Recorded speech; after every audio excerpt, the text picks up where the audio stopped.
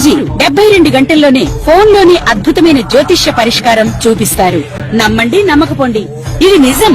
శ్మశాన కాళి రుద్ర చౌడీదేవి ఆరాధకులు నంబర్ 1 వశీకరణ స్పెషలిస్ట్. గురూజీ మనిషి పుట్టుక నుండి చనిపోయే వరకు వచ్చే అన్ని క్లిష్టమైన సమస్యలకు పరిష్కారం ఇక్కడ లభిస్తుంది. విద్య, ఉద్యోగం, వ్యవహారం, స్త్రీ ప్రేమ, పెళ్లి, సంతానం, స్త్రీ పురుష వశీకరణం, భూవశం, భార్యాభర్తల కలహాలు, కోర్టు సమస్యలు, విడాకుల సమస్యలు, చేతబడి, అప్పుల బాధ, ఇంకా మీకు ఎలాంటి సమస్యలు ఉన్నా 72 గంటల్లోనే శాశ్వత పరిష్కారం చేయబడింది. శ్రీ మహాగణాధిపతయే నమః. శ్రీ మహాసరస్వత్యై నమః. శ్రీ గురుభ్యో నమః. శ్రీ లలితా మహాత్రిపుర సుందరీ పరాభట్టారికాయై నమః. మనం 2026 మే నెలలో ఉన్నటువంటి ద్వాదశ రాశుల యొక్క ఫలితాంశాలలో భాగంగా ధనుస్సు రాశి వారికి ఉన్నటువంటి రాశి ఫలాలు చెప్పుకుందాం. ముందుగా రాశి అధిపతి అయినటువంటి గురుడు సప్తమ స్థానంలో, గురుడికి సప్తమ స్థానం శుభస్థానమే కాబట్టి కాస్త అనుకూలమైనటువంటి పరిస్థితే. వేరే గ్రహాల యొక్క అననుకూలతలు ఉన్నప్పటికీ కూడా బృహస్పతి యొక్క రాశి అధిపతి యొక్క అనుకూలమైనటువంటి సంచారం వల్ల ఉన్నటువంటి పరిస్థితులన్నింటినీ కూడా అధిగమించి మంచి కీర్తి ప్రతిష్టలు పొందేటటువంటి అవకాశం ఉంటుంది. అంతేకాకుండా చేసేటటువంటి పనులలో విజయాన్ని సాధించేటటువంటి అవకాశం కూడా ఉంటుంది. వివాహ ప్రయత్నాలు చేసే వాళ్ళకి అనుకూలమైనటువంటి సమయం. అంతేకాకుండా ఈ రాశి వారికి 16వ తేదీ తర్వాత నుంచి రవి మంచి స్థానంలో, షష్ఠ స్థానంలో సంచారం కాబట్టి అన్ని రకాలైనటువంటి పనులలో విజయాన్ని సాధిస్తూ చక్కటి ఫలితాలు పొందేటటువంటి అవకాశం ఉంటుంది. కాకపోతే 16వ తేదీ వరకు ఈ రాశి వారికి అంత అనుకూలమైనటువంటి గ్రహస్థితి కాదు. ఒకటి అర్ధాష్టమ శని, అంతేకాకుండా కుజ సంచారం కూడా అంత అనుకూలంగా లేదు. రవి సంచారం 16వ తేదీ వరకు కూడా పంచమ స్థానంలో, అది వేధస్థానం.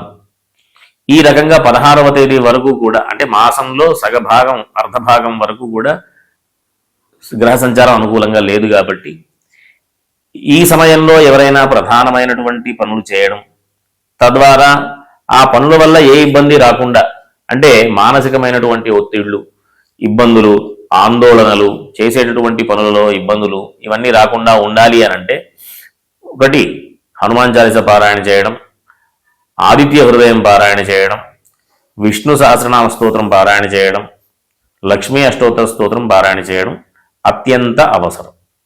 కాబట్టి ఈ ధనుసు రాశి వాళ్ళు అనవసరమైనటువంటి ఆలోచనలు చేయకుండా, అనవసరమైనటువంటి ఆలోచనలు చేయడం ద్వారా తత్సంబంధమైనటువంటి ఇబ్బందుల్ని ఎదుర్కొనేటటువంటి పరిస్థితి ఉంటుంది. కాబట్టి ఆ అనవసరమైనటువంటి పనులు చేయకుండా అవకాశం ఉన్నంత వరకు మనశ్శాంతిగా ఉండే ప్రయత్నం చేస్తూ ప్రశాంత చిత్తంగా ఆలోచించే ప్రయత్నం చేయాలని అందరికీ సూచనలు.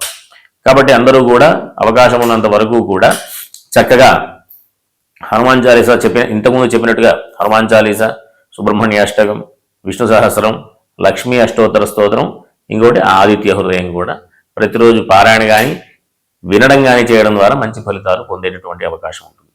కాబట్టి అందరూ కూడా సుఖంగా ఉండాలని ఆశీర్వదిస్తూ స్వస్తి. శ్రీ మహాగణాధిపతయే నమః. శ్రీ మహాసరస్వత్యై నమః. శ్రీ గురుభ్యో నమః. శ్రీ లలితా మహాత్రిపుర సుందరీ పరాభట్టారికాయై నమః.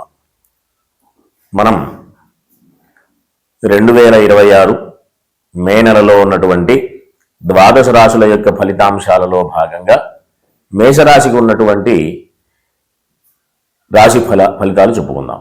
ముందుగా మేషరాశి, ఆ రాశి అధిపతి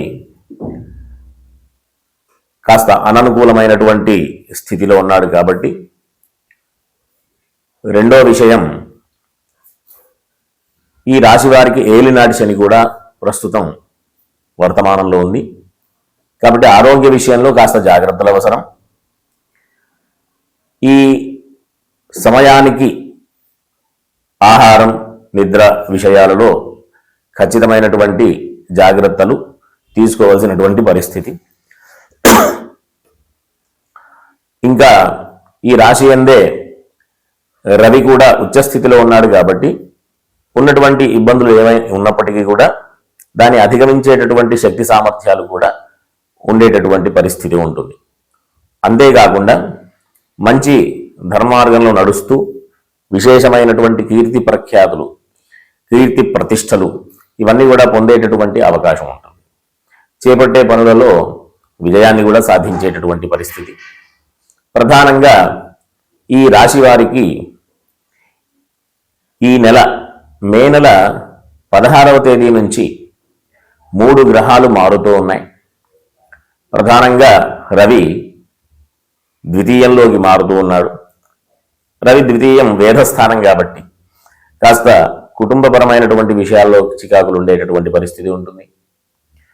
అంతేకాకుండా ఆర్జిత ధనం, మనం ఏదైతే సంపాదించుకొని పెట్టుకున్నటువంటి ధనం ఏదైతే ఉందో దానికి సంబంధించినటువంటి విషయాల్లో కాస్త జాగ్రత్తలు తీసుకోవాల్సిన అవసరం ఉంది. అనవసరమైన నిర్ణయాలు తీసుకుని ఉన్నటువంటి పరిస్థితిని ఇబ్బందుల పాలు చేసుకోకుండా ఉంటే చాలా మంచిది. ఈ రాశి వారికి భాగ్య వ్యయాధిపతి రవి, భాగ్య వ్యయాధిపతి గురుడు తృతీయ స్థానంలో ఉండడం వల్ల మంచి అవకాశం. ఏ రకంగా అంటే విదేశయానం సంబంధించినటువంటి, విదేశాలలో ఉండడానికి సంబంధించినటువంటి ప్రయత్నాలు కానీ, విదేశాలలో చదువుకోవడానికి చేసేటటువంటి ప్రయత్నాలు కానీ, విదేశాలలో ఉద్యోగ సంబంధమైనటువంటి విషయాలు కూడా అనుకూలమైనటువంటి పరిస్థితి కల్పించేటటువంటి కాలం మే నెల.